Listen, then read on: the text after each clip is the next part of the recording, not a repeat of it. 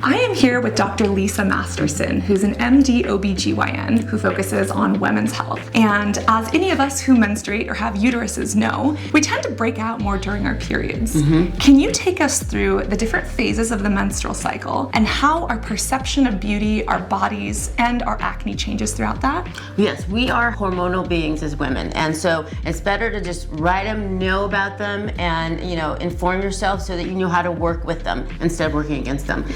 So basically the beginning cycle is called the follicular cycle. That's where you start to have on the ovary the little cyst that grows and starts to put out hormones. Typically you have higher estrogen. That's why right before your period you're gonna have like really tender breasts and things like that. But this is usually the best time for the acne because this is after your period, okay? So after your period it's sort of like, woo, it's like a relief. All those hormones, those raging hormones are like down, you feel good. The acne is usually better because the estrogen can actually be helpful to acne, whereas progesterone is usually more negative to acne. It's more of a testosterone-like hormone that promotes it. So that's what's gonna happen around the time that you ovulate. The progesterone's gonna start to go up, help with the release of the egg. So if you're ovulating, that's also how birth control pills can be helpful to acne. They can actually go both ways. So it's really important to talk to your doctor depending on how much estrogen or what kind of progesterone. We know that certain pills actually have the FDA approval for acne because they're different than the regular progesterone. They act more on decreasing the testosterone, so on those receptors. So that's how that works. So it's really important to know that right after your period, those hormone levels are low. That's why you're feeling good, you have less acne. And then in the middle, they start to rise. So that's why when you start to ovulate, it's really kind of after that gets the kickoff. And that's why as you approach your period, you may not only get acne, mood swings. Our hormones are involved in so many different parts of our body, yeah. Makes sense. So usually days like 1 through 5 are when you're actively bleeding, right? When that uterine lining is shedding. And you're saying that because, hormones have kind of gone up before that, that's actually the time that our skin is probably looking the best, even if we have 1 or 2 residual breakouts. Well, as the period, because that period is sort of like, it's like a release, it's like a let go. So other than the fact that you're bleeding, which, is painful, cramps. Which can be a problem, that's like the time where you have the least amount of hormones around. You really feel the best and you're probably starting to look the best. And you kind of ride that wave out until you start to ovulate. And then that's when everything has been kind of building back up again. Got it. So during that phase, kind of estrogen is slowly increasing, that uterine lining is kind of rebuilding itself. Estrogen obviously it gets a bad rap in media because people are like, oh, it makes women hormonal. But how does it change our skin or even our perceptions of ourselves? Yes, it can make us more tender, but is our skin more glowy? Estrogen is promoting for that. So it's helpful. So it should be more glowing. It should be not really oily where it gets into the progesterone or that late phase. It helps make your skin more elastic, softer. So it's really helpful with all that. That's amazing. And then once we hit that point of ovulation, that's when the egg is actually released. And I know that there's some interesting studies about women's skin tone actually changing and becoming pinker. Is that true? What do you know about? As far as skin tone, no. But I mean, obviously if you make your skin more moist, then it may have the appearance of a change of a tone. So it's not like it's going to change your foundation shade. Yeah. Exactly. However, we do know that hormones are related with pigment because of melasma. Yes. And when you're pregnant, when you have high levels of estrogen and progesterone, you can get these, irregular pigments called melasma.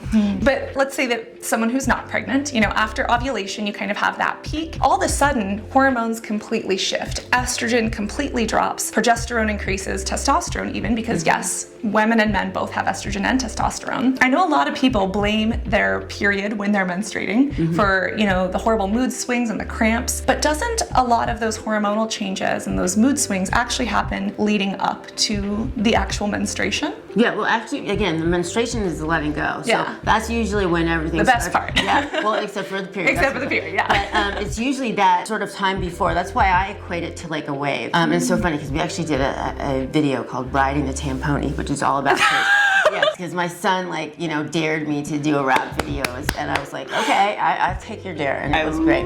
But it's supposed to be about the positivity of periods, okay? But I like to equate it to a wave. So right after your period, as far as hormonally, it's like the hormones are lower, and you're feeling good. You have less of the effects on your body and your mood. And then as you approach ovulation, everything's starting to climb. You're starting to get that crest, and then that's where you start to ride the hormones. Okay, you just have to ride those hormones and know that those are elevated. That you may get more acne, you may get more mood swings.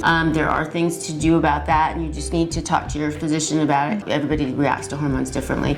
And then you basically just ride those hormones out again until they drop with the release of the progesterone, because the progesterone comes down, you get your period, and then you're feeling a lot better. Yeah, and so that's maybe that 1 to 2 weeks after ovulation and before the actual menstruation. That's when we start to see pimples pop up. That's maybe when you would want to use something like a patch treatment, or maybe like exfoliating acid or something like that. And for people who struggle with PMDD, premenstrual dysphoric disorder, or PMS, how is that different, and when should they see an OBGYN? It really depends. Okay, so PMDD is actually a disorder, and it's different than just like a little PMS. Yeah, so if you're really not being able to cope with things, that's when you to consult with an OBGYN to find out what the alternatives are. Yeah. Okay. And if your periods are extremely painful, if there's excess bleeding, could be an actual disorder like endometriosis. It could be something like ovarian cysts and PCOS. Those are things that you as an MD exactly will treat. So speaking of that, obviously you're an expert in all things OBGYN. At this specific clinic, what do you do both for women's health medically,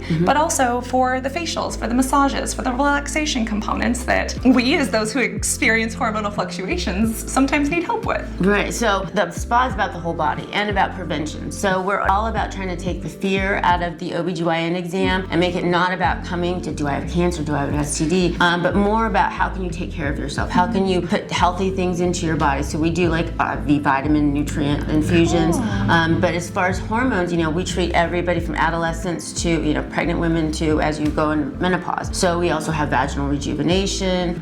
We also do hair loss, because that happens in different, phases of your life, because you can have a lot after pregnancy and things like that. Or if you're just stressed like me. Stress, okay, and also de-stressing, getting that massage, taking care of your body, and also taking that minute to breathe. So we do like Reiki, and we also do sound baths up in the yoga studio. So all of that is really important to implement into your daily lifestyle.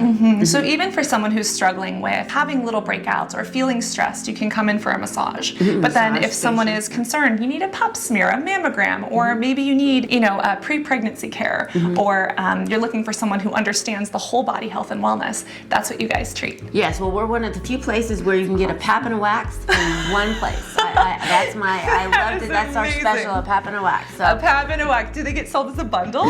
We does. Oh my God. You guys are in Santa Monica. We're literally looking at the ocean right now. Yeah. Nice. And where can somebody call or look up online if they wanted to book? They can go to oceanoasisdayspa.com, and also Dr. Pink. That's kind of my moniker because I'm all women's health. So drpink.org or oceanoasisdayspa.com. Amazing. Yeah. Well, Dr. Masterson, thank you so much for speaking with me about all of this, for taking a look at my acne and helping me suss all these things out. Yes. I can't wait to see you on the internet. You're gorgeous. Oh, thank you. Well, it takes one to know one. So, thanks so much. We'll see you on the internet.